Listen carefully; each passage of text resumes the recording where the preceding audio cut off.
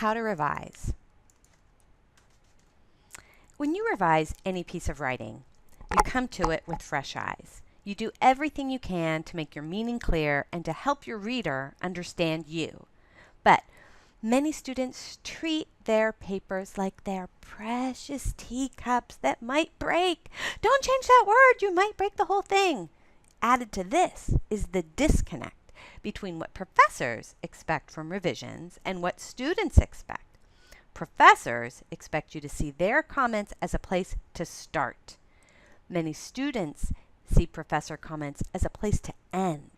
No wonder both camps often end up frustrated by paper assignments. My advice? Break the teacup. Break the paper. Remember, that first draft is your clay. Once you have your clay, you go back to the wheel and you shape and reshape the whole thing. Look how this potter shapes and reshapes his clay. That's what you need to do when you write. I revise my work constantly. Every day I go back to where I started the day before and I move, add, cut, and change things. I do it so constantly that I can't even tell you how many times I revise my work. It's continuous. But I've heard other writers say that they revise things 10 or even 50 times.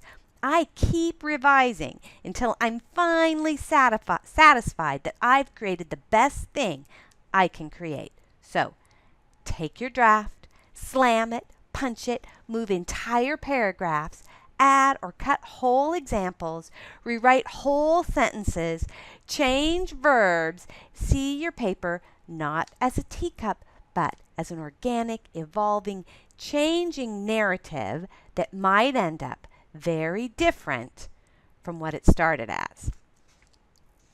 You have lots of tools that can help you shape your clay. I've come up with this little acronym to help you remember what they are. README. Readers, examples, add, delete, move, edit. You might feel tempted to move straight to edit. Resist that urge. No need crafting one perfect sentence if I might say to you, I think you should cut that example. In your first revision attempts, focus on ideas. When you're done, you can finally get to correcting. Another video will talk about that. I would never try and get something published without letting my writer friends read it first. My friends help me realize where my writing might be confusing or unclear. Readers aren't in your head. They only know what you tell them. How can you tell if you've communicated effectively if you don't have some low-stake responses to your work before you submit it?